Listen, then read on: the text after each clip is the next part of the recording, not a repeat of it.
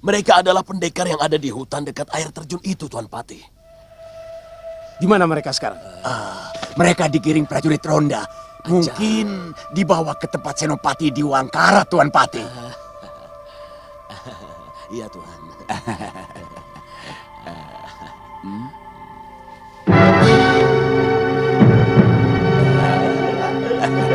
Tangkap! Ayo tangkap! Kisah ini dilanjutkan dengan kelicikan Bahadur dan Kasmala atas laporan palsunya kepada Patih Vegananda bahwa kedua orang Malwapati antara lain Ratri dan Bongoh adalah utusan Prabu Jayadipa. Sehingga di saat itu juga, Sang Patih pun langsung memerintahkan Senopati di Wangkara untuk menangkap mereka yang masih berada di wisma tamu tersebut. Melihat semua itu, pria mitra yang kini tengah bergabung dalam pasukan Vegananda pun kembali menegaskan bahwa orang-orang Malwapati tersebut bukanlah mata-mata Jayadipa. Dan pria mitra pun berani menjamin kebenarannya, bahwa dua orang itu adalah memang utusan Prabu Angling Darma. Mereka bukan mata-mata Jayadipa, Tuan Senopati.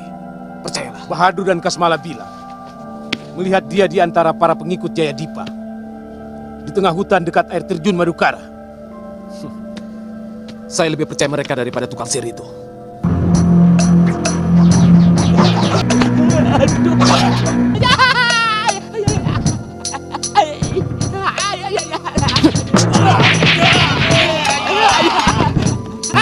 Pada jatuh. Saya baru teriak saja sudah jatuh. Apalagi kena celurit saktiku ini.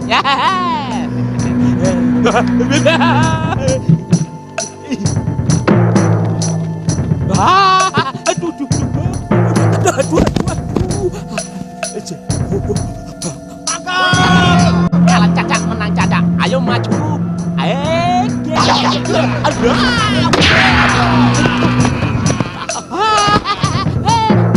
Begitu mereka semua melangkah keluar dari wisma tamu, pandangan mereka langsung tertumbu pada Kasmala dan Bahadur yang tengah terlibat percakapan aneh.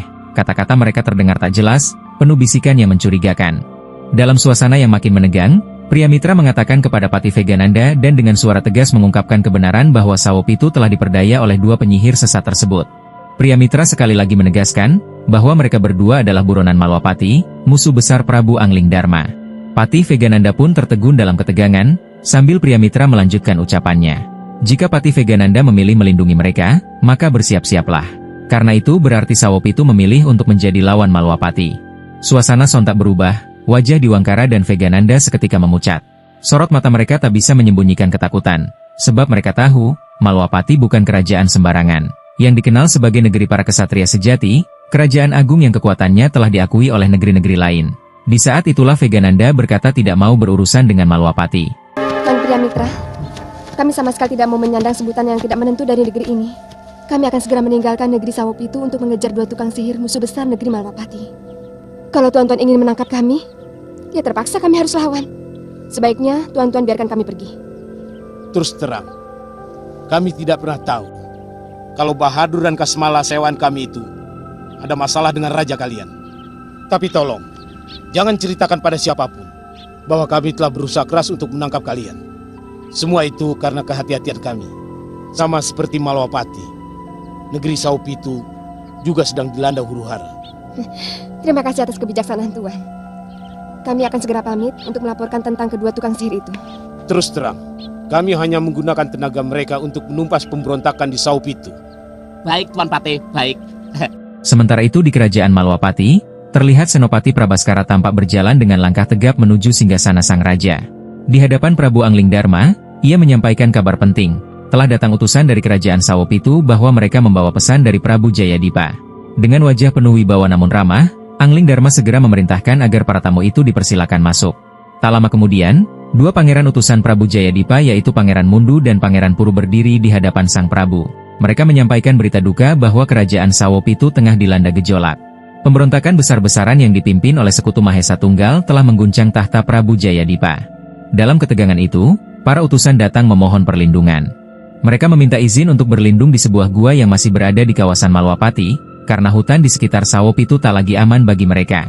Mendengar permohonan itu, Prabu Angling Darma menatap mereka dengan mata tajam yang bijak. Tanpa ragu, ia pun mengizinkan para utusan itu tinggal sementara di wilayah Malwapati.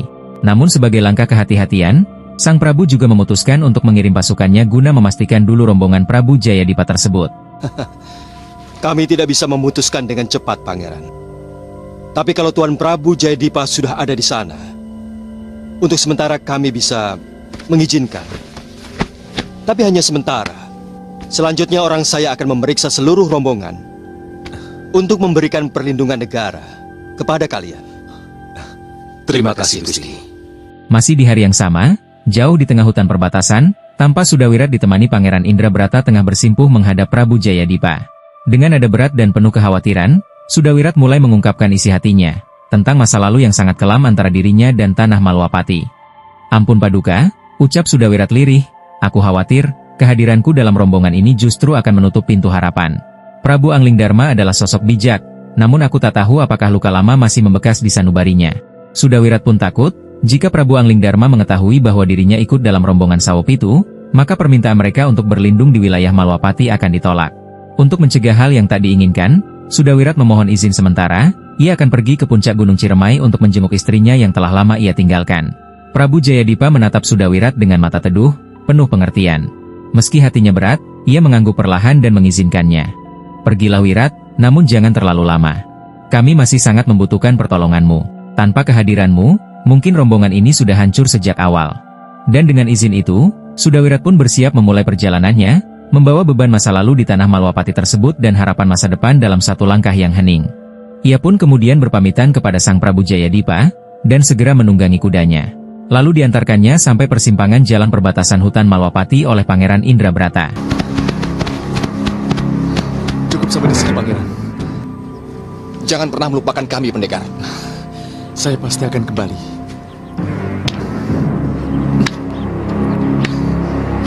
Ya! Ya! Pangeran tidak salah sebut. Pendekar itu bernama Sudawirat. Dialah orang yang banyak membantu kami. Bahkan dia berhasil menghabisi pasukan Sawopitu yang mau menyerbu persembunyian Kanda Prabu. Pasti mahal sekali Tuan membayar dia. Dia membantu kami dengan tulus. Sekeping pun kami tidak membayar. Sepertinya Tuan punya kesan buruk. Iya, dia selalu saja mengacau negeri kami. Bahkan Suliwa sempat terkena ajarengkah gunung mereka. Selama ini dia tidak pernah memihak kepada kebenaran. Waktu peristiwa di negeri Kalinggapura, dia justru memihak pada Pangeran Giriwara yang memberontak kepada Raja Darmasunu.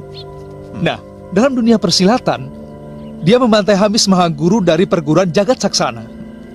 Iya, saya pernah mendengar berita itu. Tewasnya Empu Labdajaya, Empu Nandaka, dan Empu Wigar. Tapi gambaran itu sama sekali tidak tampak, Tuan Suliwa. Apa mungkin serigala bisa berubah menjadi menjangan? Kami tidak bermaksud melindungi dia, Tuan. Kita lihat saja nanti. Sementara itu di ruang pertemuan kerajaan Sawopitu, terlihat Prabu Gadungan Mahesa Tunggal tak bisa menyembunyikan amarahnya. Jayadipa dan keluarganya kembali lolos, padahal pengejaran sudah dilakukan berulang kali. Sang Prabu kecewa, terutama karena laporan penting dari Bahadur ternyata diabaikan. Patih Vegananda kemudian mencoba menjelaskan. Menurut para mata-mata, Jayadipa dan rombongannya telah meninggalkan lokasi sebelum pasukan sempat digerakkan. Jika tetap dikirim, hasilnya akan sia-sia. Tapi suasana jadi tegang ketika Kasmala menyindir tajam. Ia menyalahkan keputusan melepaskan kedua orang Malwapati yang dianggapnya mata-mata musuh, yang itu justru akan memberi informasi penting pada Jayadipa. Tuduhan itu membuat pria mitra tersulut, dan ia langsung menegur tegas Kasmala agar tak memecah belah kepercayaan antara Gusti Prabu dan Gusti Patih. Laporan mereka berdua itu bohong, Gusti Prabu. Yang dibilang mata-mata itu adalah utusan Malwapati, yang diberi tugas untuk menangkap mereka berdua. Karena mereka telah mencelakai Gusti Prabu Anglingdarma. Ini sama sekali tidak ada hubungannya dengan Jayadipa, Gusti. Apa betul, Bahadur? Bahadur yang mulai terpojok itu pun akhirnya mencoba mengelak. Di hadapan Prabu Mahesa Tunggal, ia mengaku bahwa semua yang dilakukan hanyalah untuk menguji. Ia berdalih hanya ingin menjajal kesaktian Anglingdarma yang selama ini dikenal sakti mandraguna. Dengan nada meremehkan, Bahadur menyombongkan bahwa Anglingdarma justru mereka buat tak berdaya. Berpekan-pekan hanya bisa terbaring lemah, menjadi kembang tempat tidur.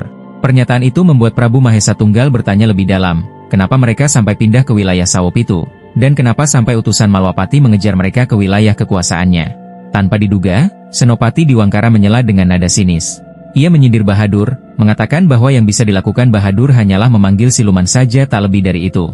Ejekan itu membuat darah Bahadur mendidih. Ia bangkit, dan langsung menantang Diwangkara bertarung saat itu juga. Tapi ejekan terus datang, Diwangkara kembali meremehkan dan menyebut Bahadur tak punya kesaktian ilmu bertarung.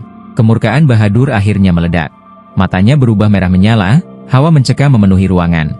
Sihir gelap mulai terpancar dari tubuhnya. Bahkan Diwangkara, yang tadi begitu lantang, kini mulai waspada. Aura jahat yang terpancar dari Bahadur bukan main-main. Dan di saat itulah dari tangannya ia keluarkan sihir hewan melata kelabang hitam, yang langsung dilesatkan ke mata Senopati Diwangkara. Semua yang ada di sana pun langsung sontak terkejut dan ketakutan, tak ada satupun yang berani mencegah perseteruan itu. Hingga Diwangkara pun merasakan kesakitan yang luar biasa, menghadapi sihir ganas Bahadur yang mengakibatkan ia harus tewas mengenaskan di sana. Gusti Prabu, jika cara seperti ini dibiarkan, maka bukan tidak mungkin hal serupa akan terjadi pada senopati yang lain. Kurang ajar! Tuan Pendekar, hal serupa juga berlaku bagimu!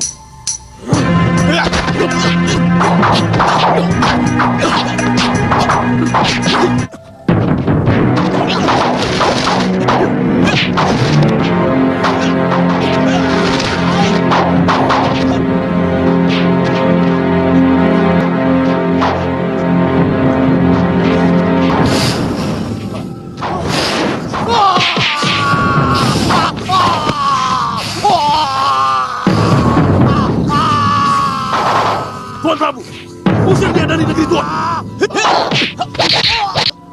Cepat, atau satu persatu kawan Tuan akan terbunuh. Dan dia akan kujadikan korban yang kedua. Gusti Prabu. Cepat putuskan Tuan. Pria Mitra, hentikan. Hentikan. Aku minta pengertianmu, Pria Mitra.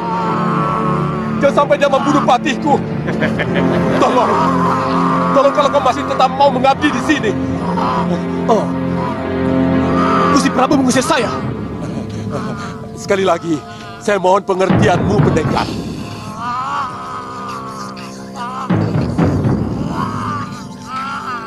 Kalian akan menuai bencana tukang sihir. Gusti Prabu, Gusti sedang bermain-main dengan serigala yang berpura-pura jadi anjing gembala. Pendekar!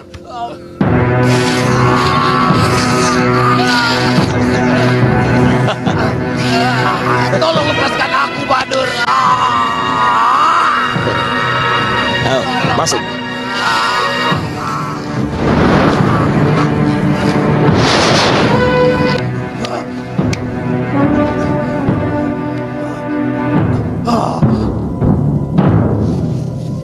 Sementara itu kita kembali ke Malwapati. Terlihat Patih Batik Madrim bersama Suliwa ditemani Pangeran Puru dan Pangeran Mundu, tengah melakukan perjalanan menuju hutan yang menjadi lokasi persembunyian Prabu Jayadipa. Dari kejauhan, Senopati Jambe yang sedang berjaga bersama Aki Luhur memperhatikan pergerakan rombongan tersebut. Ia mengenali dengan jelas kehadiran Batik Madrim, kehadiran tokoh besar kerajaan yang mau mengunjungi tempat kumuh seperti itu, cukup mengejutkan bagi mereka. Setelah rombongan tiba di sana, Batik Madrim segera turun dari kudanya dan melanjutkan langkahnya menuju pusat perkemahan persembunyian. Setelah bertemu langsung dengan Prabu Jayadipa, Batik Madrim pun bertanya tentang keberadaan Sudawirat, karena dirinya belum melihat pendekar tersebut ada di sana. Begitu juga dengan Suliwa, yang begitu penasaran apakah pendekar yang membantu Prabu Jayadipa adalah benar-benar murid Durgandini. Keterangan mengenai keberadaan pendekar muda itu akhirnya disampaikan langsung oleh Prabu Jayadipa. Ia menjelaskan bahwa Sudawirat telah meminta izin untuk pulang sementara waktu, guna menengok istrinya yang berada di puncak Ciremai. Lalu sang Prabu pun kemudian menanyakan kepada Patih Batik Madrim, ada masalah apa dengan Sudawirat? Ada yang tidak beres dengan dia, Tuan? Dia dan gurunya pernah meracuni sumur milik penduduk, sehingga puluhan rakyat kami meninggal. Hampir membunuh Prabu Angling Dharma, serta pendekar Suliwa dengan ajian rengga gunungnya. Maaf Tuan Patih. Kami sama sekali tidak melihat ada tanda-tanda pendekar Sudawirat pernah melakukan hal-hal tercela seperti yang Tuan ceritakan. Selama ini, dia sangat baik pada kami. Karena ada imbalan atau upah mungkin? Tidak, Tuan Patih, tidak. Satu kepeng pun tidak. Dia tidak pernah meminta bayaran dari kami. Iya. Tuan Patih, dia menyesali semua perbuatan yang pernah dia lakukan selama ini. Dia sering cerita pada saya bahwa dia sangat ingin menjadi orang baik. Tapi selama ini, katanya tidak pernah ada orang yang mau membimbingnya. Siapa kamu? Kenapa kamu begitu bersemangat membela Sudawirat? Saya putra Romo Jayadipa, Tuan Patih. Oh, Apa yang saya katakan sama sekali bukan pembelaan. Tapi semua yang saya amati dari pendekar Sudawirat.